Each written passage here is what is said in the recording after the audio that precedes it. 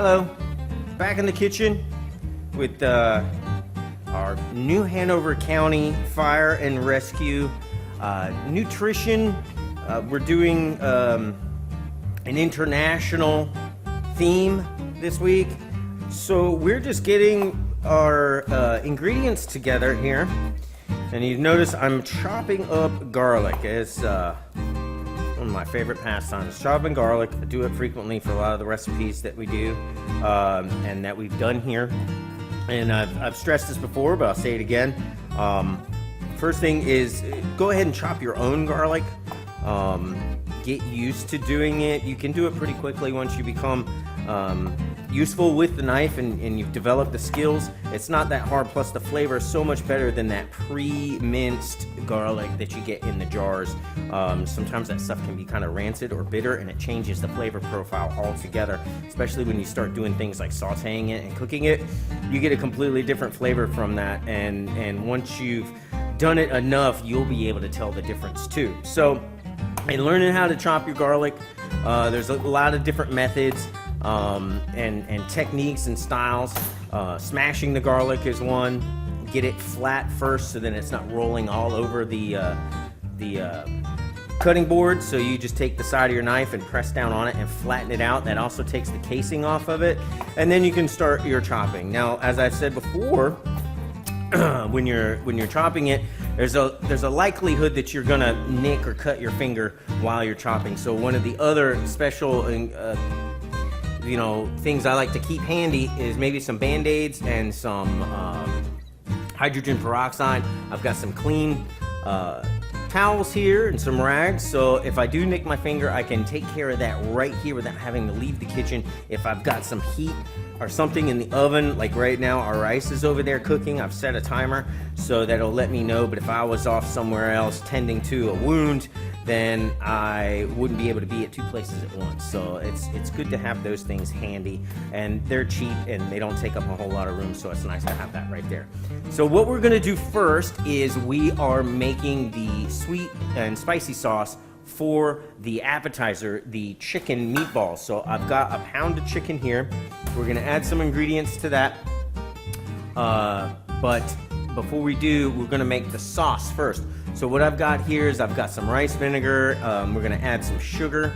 All right, so this is a good amount of sugar, but we are making a syrupy sauce. So, and you're only gonna use small portions of it with each bite of the meatball. So I know it seems like a lot of sugar, but it's not. We're not baking a cake or anything. We are making a simple syrup. So we have a little bit of water in there. We're gonna get some fish sauce. Now this might be an ingredient that you're not used to using, but it comes in a lot of international cuisine. So we're gonna do 3 tablespoons here. And so it will be maybe an addition to your pantry that you haven't had before. In fact, we're gonna be running just shy of our recommended amount, but I think we're gonna be pretty close. So we get the fish sauce in there, it's time to run back and get some more. So, and we'll put this recipe on the website for you next to the video when this comes out. I've got my 3 cloves of garlic. Okay, so I will put that in there, and we're gonna take this over to the stove here, and this liquid is gonna turn into a syrup, which we are then also going to use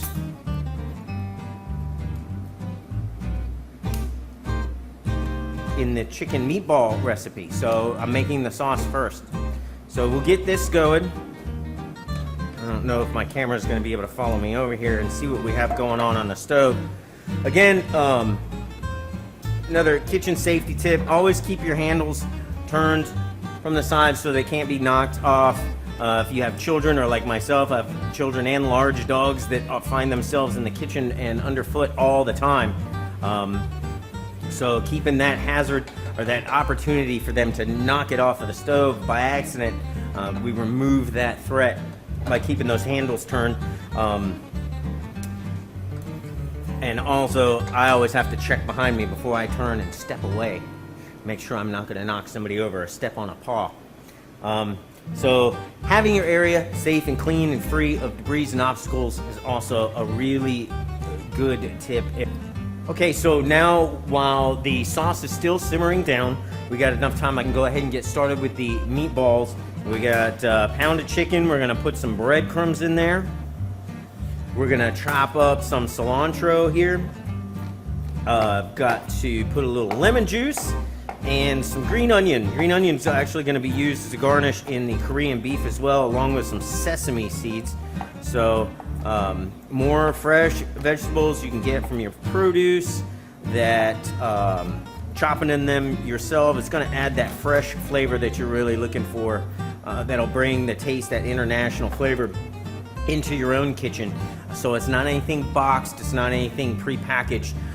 You'll actually have to do a little kitchen prep work to make this happen. So, but it's not that difficult. If you're not able to go out to eat and meet people out, then maybe you can have your family enjoy something made in your own kitchen that is like their favorite restaurant. So with a little time, a little effort on the internet, I'll show you how to do all kinds of sweet spring rolls and egg rolls, and you can do this all yourself. So I've got myself a little bit of lemon juice there. I'm gonna put some green onions in here. So I'll show you how I do that. I don't know if you can see, but when I'm chopping real thinly, I can use the knuckles of my fingers on the edge of the knife, so I'm not actually using the tips of my fingers to hold the ingredient. I can use my knuckles as a buffer, so I can curl my fingers like this and then have the side of the knife rest on my knuckles as I slide my fingers back just out of the way of the blade itself. And it acts as kind of a guide and keep you from nipping your fingers. And again, with a little bit of practice, you get better and better at it, and faster at your ability to cut and make all the size of your whatever you're slicing uniform. But it's pretty simple. And that goes in there. We have what? A tablespoon of lemon juice.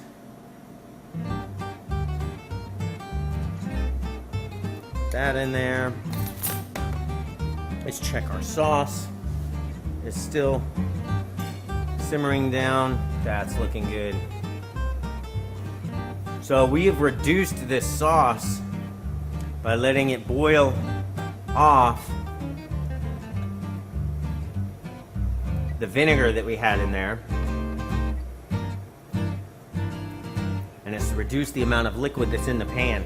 So what we're gonna do now, there's my timer. So we can reduce this heat and then add our thickening agent, which is just a little cornstarch and water. I'm gonna add that. Let's stir this for another couple of minutes. It's gonna thicken up and give us that real sticky, sweet, and spicy dipping sauce for the meatballs. We're also gonna use a couple of tablespoons of this sauce in our meatball mix. So we may pause one more quick moment before we get ready to make the meatballs. Before we do that, I did do this recipe at home in an air fryer. I highly recommend them if you can get them. They're not super cheap, but they're not super expensive either. But what they do is they can fry a lot of your vegetables, meats, small portions, whatever you might fry, and it does it with air, which is a lot cleaner and less fat content. So if you're looking to, if you like fried foods, but you want to stay away from the fat, an air fryer is an excellent way to go. It's very simple. It's easy to cook with, easy to clean. However, it does make smaller batches. So I was able to get maybe 5 or 6 meatballs in an air fryer. It takes about 10 minutes to do each batch. All right, so we were able to get our sauce to thicken up. As you can see, it's much thicker now. It's got the consistency of a syrup. It's a dark brown, kind of a honey colored. concoction. There's garlic and chili pepper in there. Very flavorful. Like I said, you're only going to need just a touch of it on those meatballs when they're completed to give it that really international flavor profile that we're looking for. It's super spicy. It's really yummy. You can, again, when you're making this yourself, if you go to a restaurant, sometimes they like to serve it super spicy and you'd like it less spicy. Well, when you're in your own kitchen, controlling your own ingredients, you get to dial it in exactly to your liking. So there's another benefit of actually making these dishes for yourself at home. So we need to take a couple of teaspoons of this sauce and put it into the mix we have for the meatballs. So since that just came off the stove, I'm gonna gingerly mix this together a little bit with a spoon first before we actually put this in our hands to avoid burning ourselves. Okay, that comes from many years of making mistakes. So now, most of you probably made spaghetti and meatballs before. Same thing applies. We are gonna fry this. I did not bring the air fryer, as I mentioned before, which there's really nothing to show. You make your meatballs, you put it in the drawer, you close it, you hit the button, and then you just take them out when it beeps. Frying, traditional frying, is a little bit more involved. You have oil that you heat in the pan, and then we place our meatballs in the oil. We're gonna have to roll them, turn them. You do have to babysit them for a little while, but they come out beautifully brown, golden brown all the way around. You do want to make sure that you thoroughly cook them, so some extra time in the oil, just making sure that they get cooked thoroughly is a good practice. You don't really want to have a raw center in your meat.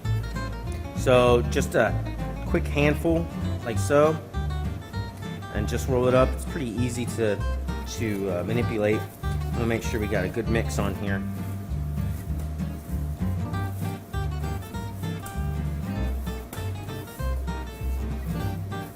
My grandmother always mixed everything by hand. She didn't have an electric mixer, so perhaps that's why I prefer to do everything by hand. I don't know, but anyway, I like getting my hands in there, and then it's also real easy for me to adjust the size. Your meatballs, you don't want them too big because then they cook too slow, and the outsides will be overdone, or you have to leave them in too long. So nice, maybe a bite or two size is a good size, because we're going to put them on skewers for our presentation once we've finished to do. You have your really nice meal. So what I'm doing right now is just kind of sizing everything out so you can see how much yield we got. I did a half portion. The regular recipe calls for 2 pounds, so you would get twice as much. Again, making meatballs, especially using the air fryer, is going to take extra time to cook your yield. I'm going to use a wok over here with the meatballs. You can use a large skillet. You don't want to crowd the pan. One of the major mistakes dealing with hot oil is once you crowd the pan, meaning we're going to put too many of these meatballs in there at once, you reduce the heat of your oil so much so that now it's not cooking as appropriately. All right. Hey, so we're heating our oil. Being unfamiliar with this particular pan, I didn't know if the amount of oil I had in there was a little too much.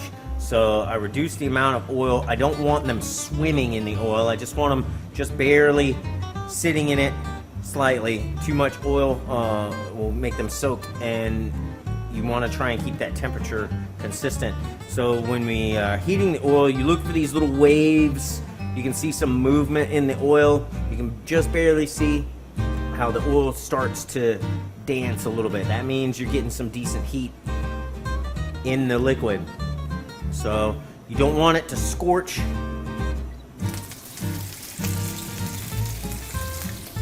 Another good reason why you don't want children or animals underfoot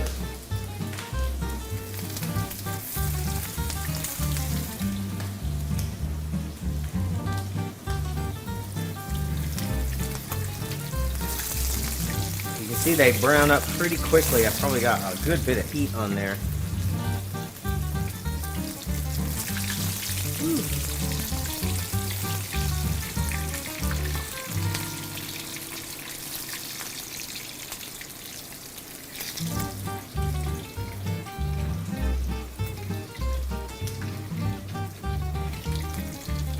Cooking different things and new things is kind of a trial and error. So just because it didn't come out perfect the first time you tried to make them doesn't mean give it another go. So another trick you can do is if you are cooking them too quickly in the oil and you're afraid the outside's gonna burn but the insides aren't done yet, that's fine. You can transfer them out of the oil, let them dry off, and place them in the oven at a moderate heat, maybe 300, 250, 300, and let them finish in the oven. That will cook the inside without further crisping up the outside, because you don't want them to burn. This was a little hot, but we do want to make sure that they cooked all the way through. Now I think my temperature is regulated. It's a little more, it's not as hot as it was when we first put them in there. So that's it. We're going to do small batches. We'll do another batch. And as we move these out, then I'll probably pick one to test it and make sure that it is cooked all the way through. If it's not, then I can move them into the oven at a moderate temperature just to finish the insides. Okay, so this was one from the first batch that we put in the oven, and they have been thoroughly cooked. Okay, so what we're gonna do is we're gonna plate a few of these now. This is what I like to do, just typical, like a shish kebab. You could put something else on there if you wanted. They are kind of heavy, so I'm just gonna do 3. My cameraman has already attested to the sauce. It's a bit surprising. It starts off sweet. You remember we put half a cup of sugar in there, and that translates. It doesn't all cook off. But then it's got 3 cloves of garlic, and I put the full recommended tablespoon of crushed red pepper on there. So that makes a hot. It comes on sweet, it gets hot in the middle, and then it finishes sweet. Because the garlic and the chili sauce really complement one another, and then the sugar helps to mellow it out a little bit. It's a very unique sauce. Like I said, you can buy this in the store. I have yet to have a store-bought sauce that is as good or translates as well as that homemade sauce right there. And as you saw, it didn't take long to make. It wasn't that difficult. A few minutes here or there on the stove,